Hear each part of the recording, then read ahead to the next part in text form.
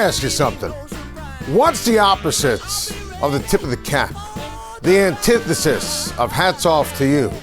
Hold on to your hats, folks, because I'm about to throw my hats in the ring.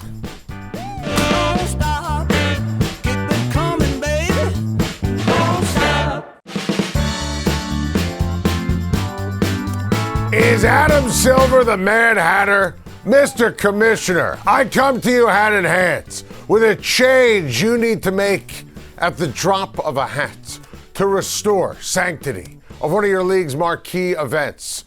Please stop the insanity at the NBA draft. Enough is enough is enough is enough. Honestly, I was throwing my hat at the television last night. I've done the rant on the players in the wrong hats forever, right? It drives me insane.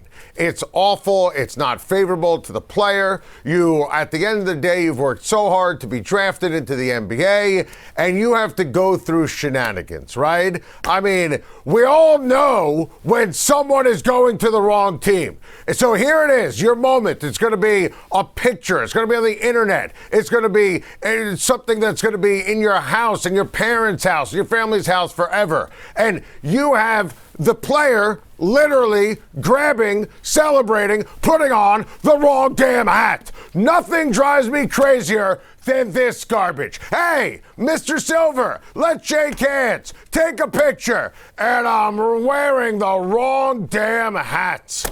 My goodness, everyone knows Joshua Jefferson is playing for the Nets. Everyone knows that. Smile, cheese. Joshua Jefferson couldn't find Minneapolis, Minnesota with a map. I mean, my goodness. I mean, please. This is just absurd. Absolutely absurd. But I got to tell you, and I've ranted on this forever from the player's perspective, right? And it bothers me. If you're a player and it's your moment, it sucks, right? I have to rant on this from an information standpoint. The chaos and the confusion of the NBA draft last night was too much. Adam Silver has fixed the lottery, right? It has a tanking problem on his hands. I think Adam Silver got really lucky that the Knicks were amazing in the playoffs and the ratings were unbelievable. The attention was unbelievable. What happened last night was chaos and nonsense. There are some people, I do not subscribe to this, who believe, and I'll over-exaggerate for effect because I'm obsessed with drafts, that a draft can be an email. You know at work when, you have a boss who schedules a meeting, a lengthy meeting, and like that just could have been an email? There are some people, depending upon the sport, who could say, okay, the draft could be an email. Send me an email with the list of the picks. You get all your information. I don't subscribe to that. I want to know the drama, how long it takes a team to get a pick in, the reaction in the war room, what the analysts are saying, potential trades, fits. You're invested in it, right? You can't do that in the NBA. The NFL nails it. They get it right. Baseball gets it right. Hockey gets it right. This is a chaotic, confusing embarrassment and a disgrace. And I don't blame, and I want to be crystal clear on this, ESPN or ABC and any of the producers or the on-air talent at all. This is an NBA problem. This is an Adam Silver problem. I mean, think about that scene last night where you've got that Minnesota trade, you got a Detroit trade, you got all these trades. They're going through, the fake hat and the handshakes and the celebration of teams they're never going to play for. And poor Shams Charania sheepishly has to say, well, they're not going to this specific team. And then it derails the whole conversation. And the analysts don't know what to do. Do they talk about the real team, the fake team, the reported team, the actual team? And then what happened with the Knicks last night and the Lakers, I mean, I felt bad for Carr, who fell in the draft. We'll get to that in a little bit. But then you see him, and they're putting up the whole Spike Lee, New York, New York, go New York, go New York, go. They're celebrating the Knicks, and this poor kid, He's already fallen in the draft, and Cameron Carr's going up there, and they're celebrating the Knicks. He's putting on a Knicks hat. Everyone knows he's not going to the Knicks. Everyone. And you got the ambiance, and everyone still is, I know it's in Brooklyn. Everyone in that arena last night is going nuts for the Knicks. They're showing Knicks fans, and he has to play this. And by the way, after falling in the draft, he's going to the Lakers. He won. He's going to the LA Lakers, going to LeBron, going to Hollywood, going to an unbelievable city, a great franchise. And you have this. And I'll take you a step further, because last night, and you have different people who consume sports in a lot of different ways, right? Let's say you're going with the two screens last night. I don't know. Let's say you're watching the World Cup. You're watching the World Cup because the World Cup is awesome. Let's say you're watching your favorite baseball team. Let's say you're watching sports last night and you're locked into your specific sport, whatever game you're watching, and the draft is on mute. You don't know what the hell is going on. Last night, I had to mute the TV, talk to my wife. I'm sure a lot of people can relate, going through life, planning for the next day. And Alex Caravan gets picked. He's one of my favorite college players. And I see on TV, he's going to Cleveland. I didn't even realize, and I do this for a living, in moment what the hell was going on with one of my favorite players in the draft. Had no idea until after. And if you even follow on the apps, you have the wrong teams. And here's what's crazy, what Silver needs to understand. You ruin it for the kids. You ruin it for the players. You absolutely destroy it for the fans of teams that are so invested and locked and loaded. All they want to know, who is my team picking? How are we going to do next year? Analysis on the pick, on the projections, on the roster, how the lineup is going to be impacted. And you lose all of that. It is such a killer for the sport. Also, it eliminates new fans. Seriously, I want you to think about this, because if you went to a college where it was big-time athletics, and let's say you're a pro sports fan or you're not, you root for certain guys on certain teams for your college, you follow them to the pros. It's how it works. So if you're a fan of Alabama basketball or Kentucky basketball or UConn basketball, you are watching last night with bated breath to see where your player is going to go. So maybe if you're a Kentucky fan or an Alabama fan, as a quick example, you don't have a natural pro team. So you're going to have a new favorite team or a second favorite team based upon where your signature player gets drafted. Maybe, just maybe, you might be inclined to go out and buy League Pass, spend money, get excited about the NBA, buy an early jersey. You can't do any of that if you literally have no idea where your player actually ended up. So it kills the diehard fan. It kills the casual fan, because if you're in shambles and you don't understand what the hell is going on, I'm a draft geek. I'm a draft junkie. If you're not, you shut this off. Because you know that this guy is not playing for Miami. You know that this guy is not playing for Memphis. You understand that Jefferson's not going to Minnesota. You understand that. I mean, it's a killer. It's just absolutely sheer insanity. Adam, and I've ranted on this forever. Last night, it was spreading misinformation.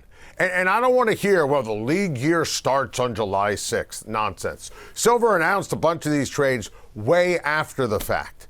It's crazy. The general managers are talking honestly about their team later that day when they have a press conference. So why can't the league? The fact that you're spreading fake news and misinformation, and again, I do not blame the broadcasters. Doing a draft is tough enough. Having to deal with information that's not accurate, you should be able, if you're a consumer, if you're a fan, to watch the draft, not listen and understand what's going on. It's a real simple thing. You could see on the TV, Team X picked player Y. The fact that that doesn't exist is just a wretched, pathetic, embarrassing job by the NBA.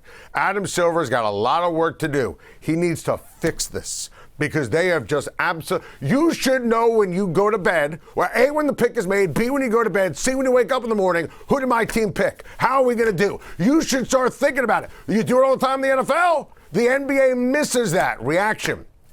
Overreaction. Instant analysis. What a joke. What a complete and utter joke. Speaking of hats, one team last night was clearly not operating with their thinking caps on.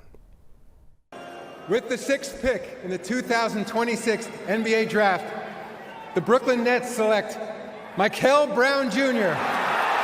from the University of Louisville. And if the Nets pass on Acuff, honestly, just move to Kansas City. Just move to Buffalo. Forget about it, okay? The Brooklyn Nets should fold the franchise. Get out of the basketball business. Sell ice cream. Sell bicycles. Do something else. Clearly, this organization has no idea what the hell they're doing. Get out of town. I don't want to see the Brooklyn Nets in New York City ever again. They are an embarrassment to the NBA, to sports, and to the great state of New York. This is a joke. Darius Acuff is there. He's right there. He is going to be an absolute bona fide superstar. We talked about him all regular season, all postseason in college basketball. And the fact that they passed on Acuff and picked Brown, who, by the way, Brown had a back injury last year. Let's be crystal clear about that. They pass on Acuff, who played for John Calipari and is absolutely going to be a superstar with sizzle, and for Brooklyn would have been instant box office bonanza. And the fact that they don't do that and make that pick, and you see Sean Marks and company celebrating like they just picked Michael Jordan in the war room on the heels of last year where they drafted and spent all 4 of those picks. I mean, how does Sean Marks still have a job? Seriously. How is he still here? I just don't understand it. And I don't know what ownership is thinking about. Seriously, it's a disgrace. How is Acuff not a member of the Brooklyn Nets? I say this as a Knicks fan, as someone who, has never considered the Nets a rival. I would have loved to see Acuff in New York. I praised Brooklyn yesterday for what they did with the Randall deal. Acuff is going to be Derrick Rose. He's going to be a better version of Stephon Marbury. If you watched him play in college, not only was he an unbelievable player and scorer and rebounder and assist man, he was a leader. I think there was a concern that maybe he would be a little bit too freelancing and AAU style. And, I know a lot of people have compared him to Stephon Marbury. He's going to be a much better version of Stephon Marbury. I'm telling you, the Nets have no idea what they're doing. I want the Nets to be relevant. I want the Nets to be dominant. They got a gift that the Clippers are completely clueless, and they went with Vogler, which made absolutely no sense. And the Clippers don't know which way is up. And then the Nets get a gift from the sports gods after the sports gods urinated on them when they fell out of the top 5 in a 5-player superstar draft with the draft lottery. And it's all right there. And they get a gift, and they absolutely fumble the bag. They drop the ball. This is an embarrassment. If you know a Brooklyn Nets fan, just give them a hug. Say, I'm sorry. I feel bad for the Brooklyn Nets fans. You guys have been through hell. You have just been through bad management with Sean Marks, awful ownership through the years. I feel terrible for you. It was all there. Darius Acuff was going to save the franchise. And look, Brown obviously is talented, had that back injury. Louisville basketball was a complete mess. We understand all of that. And maybe he turns out to be a really solid player. I hope that he does. I'm not rooting against him. This is not where I'm rooting for him to fail because of my take and my opinion. Acuff, special. This is not an overreaction. This was a reaction all college basketball season long. Not to mention, before anyone says, well, he's a small guard, Jalen Brunson is a small guard. So I don't want to hear, well, Acuff doesn't play great defense or he's only really 6 feet tall. So is Jalen Brunson. So everyone pipe down on that. This was easy, obvious, a complete and utter train wreck, a disaster. Fold the franchise. Get out of the basketball business. The Brooklyn Nets, amateur hour. As for the top of the draft, the Big Four went in the consensus as expected order. A.J. Debonsa first to the Wizards, Aaron Peterson second to Utah, Cameron Boozer third to the Grizz, and then you saw Caleb Wilson go fourth to Chicago. And honestly, I think that when you consider the first four in the draft and everything we talked about in terms of the mocks, this made sense. I want to focus for a second on A.J. Debonsa because honestly, I think he is a combination of Tracy McGrady and Carmelo Anthony. And I know there was so much conversation, Peterson, Debonsa. To me, there was no conversation because I think someone like AJ has personality. I think AJ Debonsa is unbelievable in terms of being a cat as a young player who gets it, dealt with adversity Debonsa did in college when his second best player was out. You know, Washington hasn't been past the second round of the playoffs since the late 70s, 1979. So A.J. Debonsa with Anthony Davis and Trae Young and a young core. And listen, D.C. is a great basketball city. It is. The Wizards are the Bullets beforehand, a joke of a franchise. D.C. hoops, Maryland hoops, you know, Baltimore, Washington, D.C., Virginia, Northern Virginia. This is a basketball hotbed. The NBA should be relevant in D.C., and A.J. Debonsa can be that guy who makes the Washington Wizards relevant. I just hope they don't ruin this kid. Peterson, listen, his upside is to be the best player in this draft. I acknowledge that. But, you know, at the end of the day, you have no idea if he loves basketball. He missed 11 games with an injury, put it in air quotes, cramping. He didn't want to be out there. And he's playing for Bill Self. The whole thing was a mess. Cameron Boozer, I think, is going to be a do-it-all star. Obviously, he's got the bloodlines. His dad was unbelievable.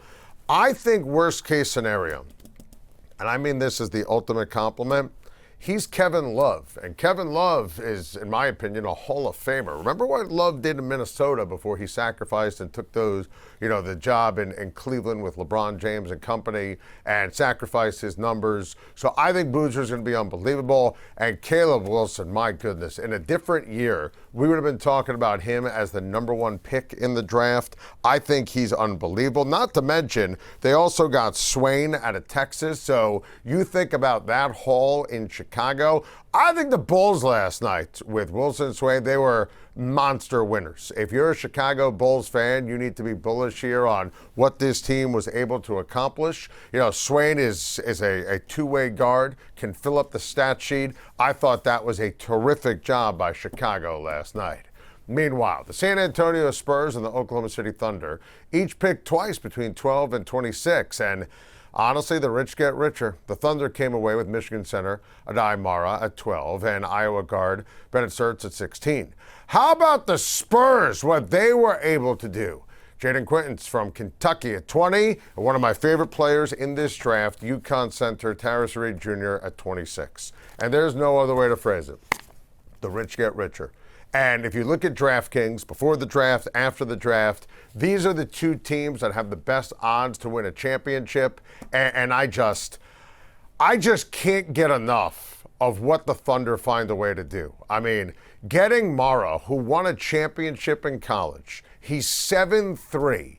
I don't want to sit here and call him a Wemby stopper, but he's going to want to bang. He's going to want to be in Wemby's face. He's going to want to kick ass and take names. And Sert's a terrific offensive player. He can absolutely light it up. The most talented, deepest team in the NBA, Oklahoma City, they add two guys who will instantly be in the rotation and help them beat the San Antonio Spurs. That is absolutely terrific and tremendous. Look, I thought San Antonio had a terrific draft. They deserve a lot of credit. Honestly, I like what they did with the Kentucky players we mentioned, but Darius Acuff Jr. and that was unreal. And the fact that it's Denver who made that trade, that to me was like when the Buffalo Bills and Kansas City got together for the Xavier Worthy deal, right? I mean, you know, even if that wasn't going to be your guy in Buffalo, why would you ever help Kansas City? If you're a team like Denver, why are you helping San Antonio? So now you have Reed, who's a phenomenal back to the basket center. He's a tremendous player. He's won a lot of games at college. Dan Hurley guy. He's going to be teamed with Castle, you know, former UConn guys together, which is terrific and tremendous. Man, I'm obsessed. I can't get enough. And I just love this when smart organizations do smart things. Seriously. And I think the Thunder entered the draft as the most talented team in the NBA. I think they leave the first round as the most talented team in the NBA. Do have to give the Spurs credit because what Reed and Jaden represent, especially Darius Reed, they represent the ability to win the non-Wemby minutes. That's a really smart job here by the San Antonio Spurs. And for the Thunder, they might have to get rid of some vets. You know, obviously, you saw Chet fail in game number 7. Someone like Mara steps in, has the ability to kick ass, take names. You have the bullseye on your back at Michigan. Not going to, have any kind of fear being a top pick of a team like OKC. Love every single second of what the Thunder were able to do last night. They are the most talented team in the association. Meanwhile, my world champion New York Knicks and Leon we trust. They just punted, vacated the first round altogether. They traded down 3 different times. All in all, they pick up 5 first-rounders. They get some cash in the Laker deal. And how about this? ESPN Shams Charania is reporting that they're expected to deal the first pick of tonight's second round as well. Because, why not? YOLO. Here's the deal when it comes to the Knicks.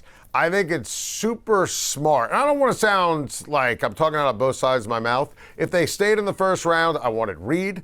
I wanted Zuby. He went right before. I wanted Jefferson. I wanted Caravan. Those are the 4 guys we said on Shine Time I would have loved on the Knicks. The other option, and we talked about this on Shine Time, was to trade out of the first round entirely, so this way you don't have to pay the slotted salary for a first-round draft pick. And the Knicks and Leon Rose smartly, rightly, accurately want to run it back. So they want Mitchell Robinson back. They want Alvarado back. They obviously want Landry Shamet back. Jim Dolan said on WFAN that he wasn't going over the second apron, so that puts the emphasis on making sure that the salary cap is managed. And Leon Rose, listen, Leon Rose can do whatever he wants for the rest of his existence. He will always be recognized as the executive who delivered a championship, and I can't get enough. So this is incredible stuff. And those were players I had interest in last night who I thought could have helped the Knicks. It's all about bringing the core back, the bench back, and giving the Knicks, as everyone tries to knock them off the perch, right? The New York Knicks, in a lot of ways, should be better this regular season. So whatever they structure, however they do it financially in the first round, smart. They have also, Leon Rose has had an excellent track record in terms of second-round picks they've been able to develop. So in Leon we trust. That was fun last night as they trade back and back and back and back. I feel like Chris Berman watching the Knicks and their draft philosophy last night. Hey, whatever ultimately brings the Knicks core back for this upcoming season for the world champs. And how about when you saw the Knicks and you saw the Lakers make that trade? LA moves up for Cameron Carr out of Baylor. And I want to be crystal clear on this from an LA Lakers standpoint. I was absolutely obsessed with what the Lakers did, how the Lakers did it, and I can't get enough. Cameron Carr, to me, first of all, I have a bias in a great way when it comes to Baylor players. When you play for Coach Drew, it means you have great knowledge. It means you have great character. It means you understand basketball. We said the same things about VJ Edgecombe a year ago. I thought Cameron Carr was going to go in the 10 to 15 range. I think a lot of people did. The fact that he was there for the Lakers and he's instant offense, man, terrific job. Absolutely sensational job by Rob Pelinka. Sensational job by J.J. Redick. I think that Cameron Carr is going to have a chip on his shoulder. Look, he expected to go higher in the draft. This is a great spot. Luka is going to love this guy. Phenomenal athlete, great worker. You saw the vertical on the screen right there. Can light it up from downtown. He is a walking bucket. That was terrific here for the LA Lakers. And then you have this. Shams Charania reported before the show today that Austin Reeves intends to return to the Lakers for a 4-year, $185 million max contract.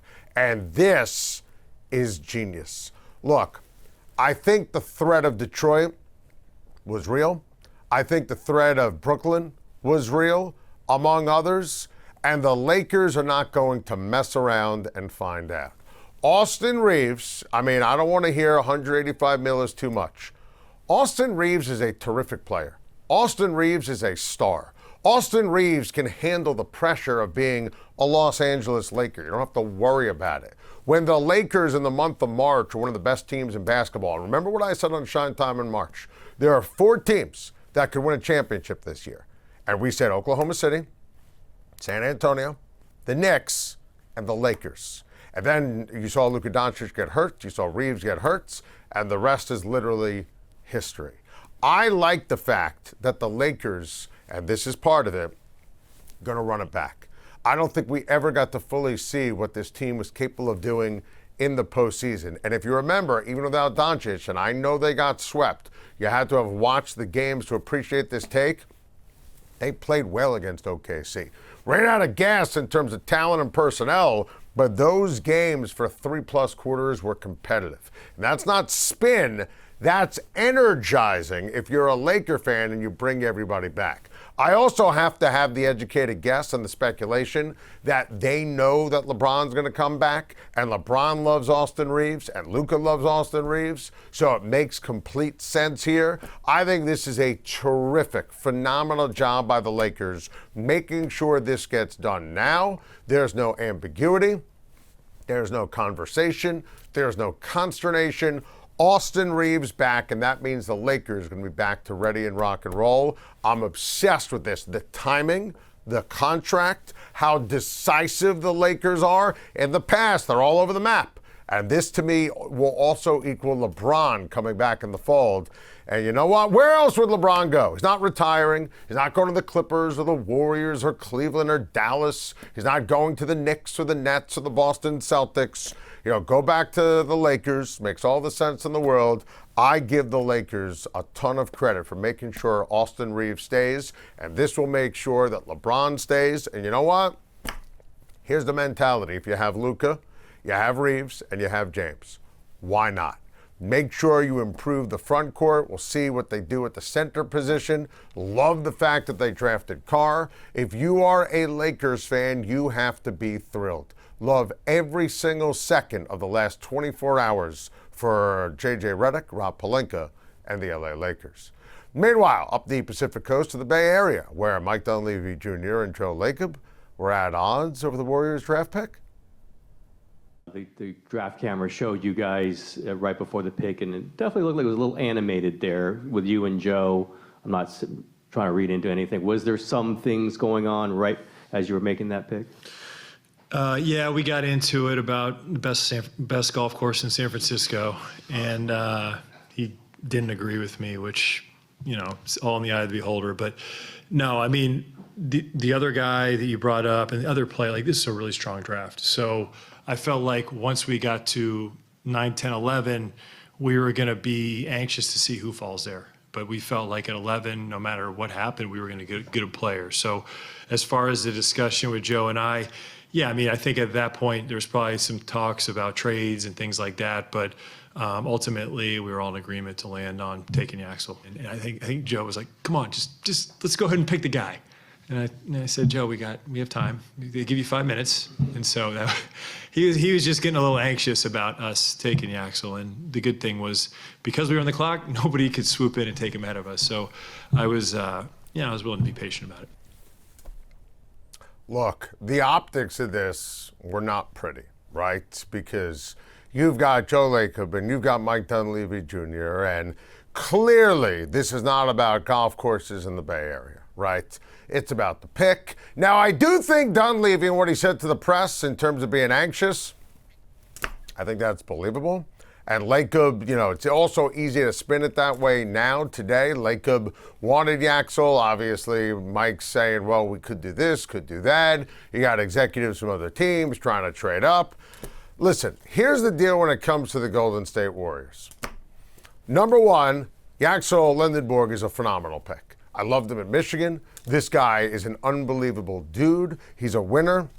Now he's a literal warrior. This guy took the podium last night and said, hey, not gonna lie, I got to tell Steph that I was rooting against him in 2016 because he was a Kyrie Irving fan.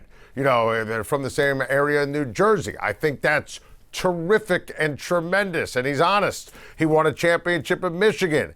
He's not going to have fear of going to Golden State and playing for a signature franchise and with Steph Curry. Here's the other part of this, which needs to be discussed.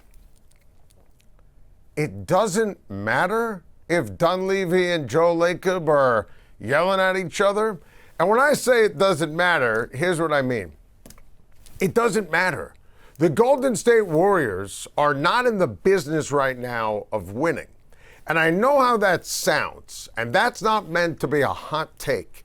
The Golden State Warriors just won 4 championships with Steph Curry, who's one of the best players in the history of the NBA. Steve Kerr, there was a point in the offseason where maybe he was going to call it a legendary career, and I'll fight anyone who disagrees. Talent matters, maximizing talent matters. Steve Kerr is a top 5 coach in the history of the NBA. Steve Kerr is sensational. It was probably time for him to maybe go into broadcasting or do something else. He wants to continue to enjoy the ride. The Warriors did not make the playoffs last year. The Warriors are not going to make the playoffs this year. The Golden State Warriors are a traveling show. The Golden State Warriors have this unbelievable player in Steph Curry. When I'm trying to pick games to go to at Madison Square Garden with my family, I want to see Steph Curry. Every game in Golden State and San Francisco at the Chase Center is always sold out. The wins and losses at this stage don't matter. Fans don't want to hear that, but it's true. So what are they fighting about? I don't know. How to balance the checkbook with all the money overflowing and the cash cow that is the Golden State Warriors? They're going to keep riding this thing out on a 5-on-5 sport until Steph calls it a career, or until Steve Kerr calls it a career. It's smart. They've won the championships. Maybe there's a year they overachieve. More likely than not in the Wild Wild West, they don't. Lendenborg is the kind of guy who's going to go in there, fight, muck it up, kick ass, take names. He's a dude, and I think that'll be good here in terms of the Warriors and some new blood and new energy. But how are the Warriors going to do this year? Spoiler alert. They're going to be terrible, but it doesn't matter because Steph's going to hit threes. His pregame is going to take shots from the logo. Joe Lacob's going to look at the balance sheet and he's going to say, you know what? Life is good owning the Golden State Warriors. Down to Dallas, where new Mavericks head coach Dusty May surprised no one by picking one of his Michigan players. But it was noteworthy who he decided to go with, as he picked Morris Johnson Jr. I absolutely love this pick. You had 3 Michigan players going in the lottery, so what a terrific job by Dusty May. I thought this was a terrific pick. I thought, by the way, the fact that you had all 3 of these guys go to the Western Conference was noteworthy. One on Dusty's team. The other 2 are now going to be rivals here. That's significant when you look at it. One goes to OKC. One goes to Golden State, as we just mentioned. And give Dusty May credit, obviously. He won in Michigan because he recruited these guys. He paid these guys the NIL. He understood that these guys would play well together. And listen, when it comes to Johnson, some people were surprised. I was not, because he's a badass and he's a terrific defensive player and a terrific rebounder. And for Dusty May, and making sure that everyone in Dallas understands the Dusty May way, who better than Morris Johnson Jr., who's a champion, rolls his sleeves up, does the dirty work. He's a solid offensive player with room to grow, and he's going to protect Cooper Flagg. What a phenomenal job by Dusty May in every possible way. I like what the Hawks did last night. I thought the Atlanta Hawks had an A++ kind of draft. Seriously, I was obsessed. I think Kingston Flemings is going to be a terrific player. Instantly, a terrific fit on defense. His offense is going to be good. It's going to turn out to be great. And Zumi Ejiofor, our friend from St. John's, Rick Pitino's guy, Man, that is a terrific pick. And, I was hopeful that he was going to fall to the Knicks at 24. Not that they were going to make a pick in the first round. But Zuby's unbelievable. Obviously, in New York, a fan favorite. And he was everything. Big East Player of the Year. Just a terrific talent. His defense, his work ethic, absolutely incredible on offense, defense. Could play for Pitino. And the fact that the Hawks, who, let's be honest here, if you consider the Knicks and what they did in the playoffs, Atlanta taking 2 games against New York is pretty damn impressive. Let's just call it like it is. Spurs couldn't do it. Cleveland couldn't do it. Sixers couldn't do it. And the Hawks did. I think Atlanta has a real chance to be a top 4 team in the Eastern Conference. I was obsessed with what the Atlanta Hawks did in the draft last night. Noteworthy non-happening on night 1 of the draft. No Jaylen Brown trade. Here's Brad Stevens. Jaylen Brown's a big part of us. I'm never gonna predict the future, but every indication, everything that I think about is over the past few years has been building around those guys, right? And so obviously you never know, but at the same time, I think the one thing I want to make very clear is how valued he's always been. He's been amazing. He's been an amazing teammate, great person to be around. Whether that run ends 10 years from now when he retires or before, there's a lot to celebrate. I love Brad Stevens, and he's ridiculously smart. And you know what that was? That was a pretty awesome, calculated word salad. Bravo, Brad Stevens. You know what he said? Everything and nothing rolled into one. If he trades Jaylen Brown, you can't call him a liar. If he keeps Jaylen Brown, you can't call him a liar. Does he want to keep Jaylen Brown? Listening to that? Probably not. But maybe he doesn't want to sell low on Jaylen Brown. I would. I think it's time. I think he's got to go. I think if you trade him, you trust yourself, if you're Brad Stevens, to ultimately, at the end of the day, find the right guys who could step in and replace him. You trust Joe Mazzulla, who's an unbelievable coach. You trust Jason Tatum as an alpha. And obviously you still have Schein, you still have Gonzalez. Derek White is terrific, and we could go on. And you still have to fill the void, let's be honest, even if we keep Jaylen Brown, from a year ago in the offseason. So to replace Kristaps Porzingis. Still have to replace Drew Holiday. So I don't think we're out of the woods in any way, shape, or form when it comes to Jaylen Brown and whether or not he's going to be traded. I still think there's a real shot next week when the league year officially starts that he gets traded. I think Brad Stevens wants to trade him. I think this is still very much in the stay tuned situation. Look, I know Stevens could spin it to Brown and spin it internally and externally. He doesn't want to trade him. Obviously, he was in the Giannis deal because it's Giannis. To me, especially with Brown and his social media habits, how divisive he could be, the cantankerous personality, making it all about himself. They lose against Philly, best year we've ever had, taking shots at Tatum, never really felt loved in Boston. I think they should trade him. They've already won a championship with him, right? It's not like we got to break it up. Look, sometimes in the NBA, no matter how elite a combo is, it just reaches a boiling point. We've seen this so many times in NBA history. You can make the case, as great a combo as you've ever seen, Shaq and Kobe, they had to get busted up. Kyrie and LeBron James had to get busted up. Jaylen Brown and Jason Tatum, there's no way that they're going to finish their careers together in Boston. So maybe now is the time to make the trade because you've already put him in a trade and you've already won with him. And it's not going to get any better or any easier. You're still going to have to deal with garbage and nonsense with Jaylen Brown and his Twitch stream. I don't even know what a Twitch stream is. It's a mess. I did not come away from that press conference from Brad Stevens thinking in any way, shape, or form that Jaylen Brown is guaranteed to stay, nor do I think he should. The team that turned down the Celtics offer for Jaylen Brown got the post-Giannis era underway last night, and I thought the Bucks did well.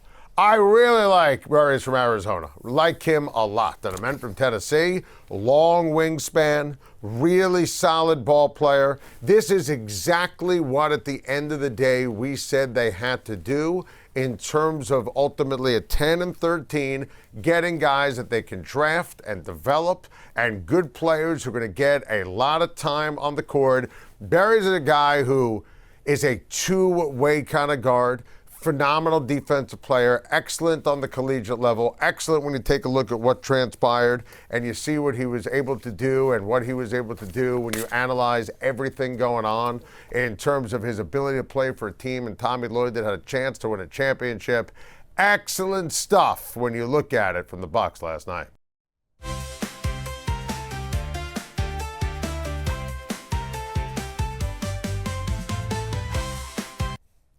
Ah, yes. That was my move. We've practiced that for a very long time. It's time now for shenanigans. And that animation was so dumb, we just had to play it. Let's start with Lollipop Gates in the Bronx. Jazz has a lollipop in his mouth. Second time this year we've seen him play with a lollipop in his mouth. Is there anything that you care about there? What are the analytics there? Oh, yeah, that pisses me off. Okay. I didn't know about it until after the game. So he and I talked about that. That won't be going on again. Aaron, is it lost on you that Lil Wayne Lollipop is playing right now? It is not lost on me.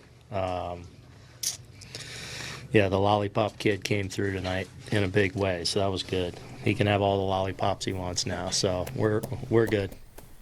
Lil Wayne Lollipop, Lollipop, Lollipop, oh lolly lollipop. I mean, Jazz Chisholm's out there like a little kid in an actual candy store. I mean, you can't make this up if you tried. Couple of things here that I think are very important to this topic. Number one, Jazz goes yard and he holds up lollipops. Jazz should never do this. And I always defend Jazz Chisholm. I like his energy. I like the way he plays the game. Even when he does a couple things in-game that drive you nuts, he's one of those guys you need on a baseball team over the course of 162. He wants to win. He loves it. He loves being out there. He loves the energy of being a Yankee. But I'm glad we're showing lollipops because, look, at the end of the day, if you're Jazz Chisholm, you know, it's always and only about what you do on the field, not whether or not you have a lollipop or shenanigans or nonsense. You know, it's like the scene from Major League. If you have fungus on, or a scene from Bull Durham. If you have fungus on your shower shoes, in the minors, you're a slob. In the majors, you're colorful. That's the way it works, right? If you're performing well, nobody gives a damn if you're like, you know, Dum-Dums or a Tootsie Pop. Nobody cares. But here's the thing. Lollipops, as an adult, what adult that you know chooses a lollipop? A piece of gum? Sure. A mint? Absolutely. A sucking candy? Why not? Who walks around with lollipops? Love Jazz. That bothered me. And then, of course, this. Yeah. So, I can't get enough, as you know, of the Knicks content, Knicks parade content. Anything Knicks, we're scrolling, we're all in, we can't get enough. So, you had a woman who stole a Knicks trash can. Okay. Her name is Angie Bias, and she was caught on video emptying this public trash can on the street. She stole it, pilfered a trash can during the parade. She was fired yesterday from her position at JP Morgan Chase over the incident. The New York Post broke this story.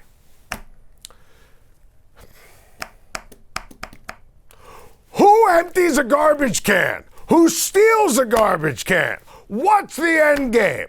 It's worth noting you can buy that garbage can, a replica, for $168 online and keep your job at JP Morgan.